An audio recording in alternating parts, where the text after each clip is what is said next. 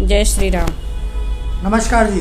जय श्री राम। जय श्री राम। जय श्री राम। बताएं आप, जैसे कि आपका परिचय मैंने लिया तो मुझे मालूम पड़ा कि आप बेटी बचाओ बेटी पढ़ाओ के उसमें मोर्चा में भी कुछ हैं और महिला सशक्तिकरण पे भी आप कुछ कार्य कर रही हैं और बीजेपी की सदस्य हैं, कर्मठ कार्यकर्ता जी। तो बताएं इस पे क्या क्या काम और इससे क्या लाभ हो रहे हैं, क्यों ऐसे इसके इतना होने के बावजूद भी माननीय मोदी जी की इतनी योजनाएं चलने के बाद भी अगर श्रद्धा जैसी लड़कियों के अगर 35 टुकड़े हो रहे हैं या कहीं 5 टुकड़े हो रहे हैं, 50 टुकड़े हो रहे हैं, 10 टुकड़े हो रहे हैं, तो क्यों ऐसा हो रहा है? ये कहाँ गलती कहाँ हो रही है? हाँ, बिल्कुल। मैं आपके जनता ही सरकार के चैनल के माध्यम से मैं ये बोलना चाह रही हूँ कि हर चीज़ के लिए आप सरकार को जिम्मेवार रखें।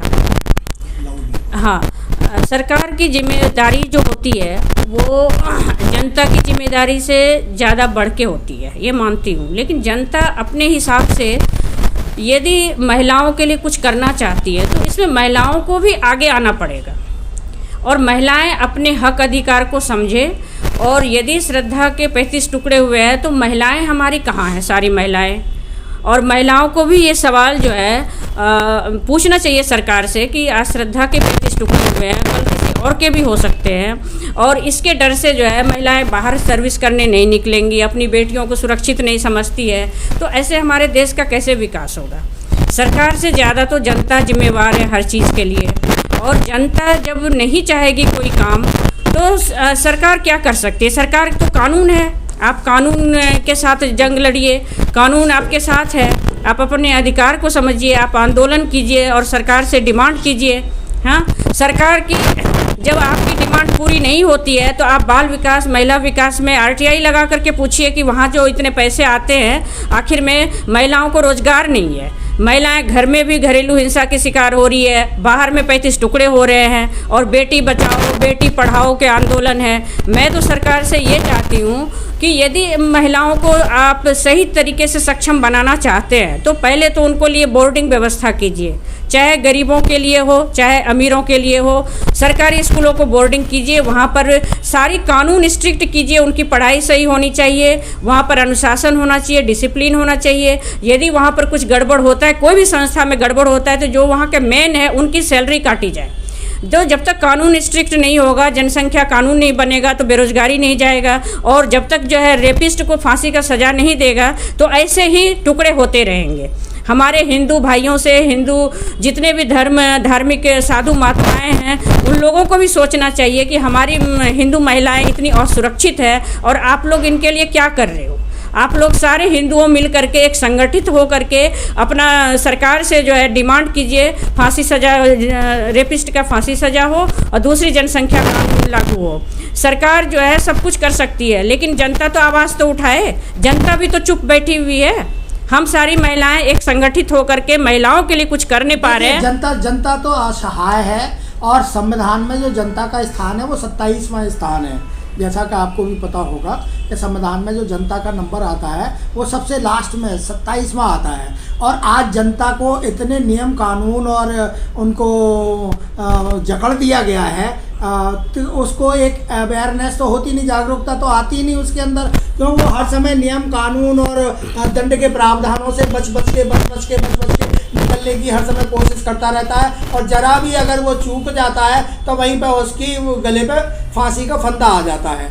अब जिस तरीके से आप देखेंगे कि एक वाहन चालक है कि अगर वो किसी कारणवश अगर कोई डॉक्यूमेंट अगर अपना भूले आया है तो आप देखेंगे कि पुलिस वाले भी जो सर्विस रोड है उनमें भी छुप कर पेड़ों के पीछे, किसी वाहन के पीछे चुपचाप खड़े हो जाते हैं और जैसे ही वो बंदा निकल के आता है तो तुरंत आगे आ जाते हैं, एकदम से सामने खड़े हो जाते हैं। तो इस तरीके से अगर हमारा शासन प्रशासन अगर इस तरीके से कर रहा है तो सुधरने का चांस तो कहीं नहीं मिल रहा है ना।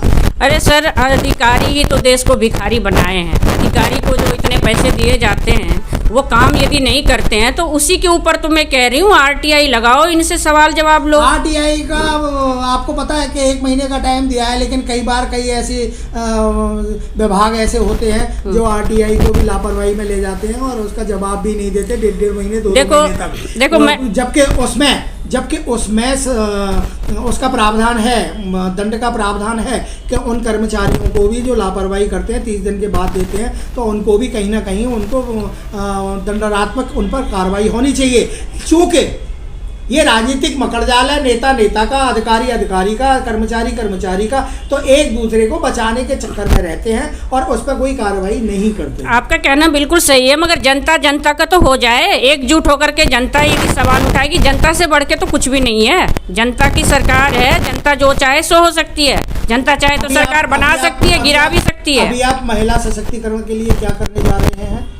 सर, महिला सशक्तिकरण जब महिला के संगठन में संगठित हो जाती है सारी महिलाएं, तो देश काम हुए हैं महिलाएं ने ही किया है। महिलाएं यदि संगठित हो गई तो हम जो भी चाहेंगे सो हो सकता है। आज के दिन मैं यही चाहती हूँ कि सारी महिलाएं मेरा नंबर नोट करें और हमें अधिक से अधिक सहयोग करें, हमारी आवाज़ को बुलंद करें। हम सारी महिलाओं के साथ हैं और महिलाएं भी हमारा साथ दे तो ये आवाज़ सरकार तक जाएगी और जो चाहेंगे सो हो सकता है। आप अपना नंबर बता दें। हाँ, मेरा नंबर लिख सकते हैं इस चैनल के माध्यम से। जनता ही सरकार है और मेरे मणिकेश त्रिपाठी जी के माध्यम से, ये चतुर्वेदी जी के माध्यम से आप ये नंबर नोट कर लीजिए और हमारे को फ़ोन करके आप लोग कितना सहयोग कर सकते हैं, फिर हम लोग जो है ये आवाज़ सरकार तक पहुंचाएंगे और बहुत बड़ा आंदोलन भी करने वाले हैं यदि आप लोग का सहयोग रहा तो।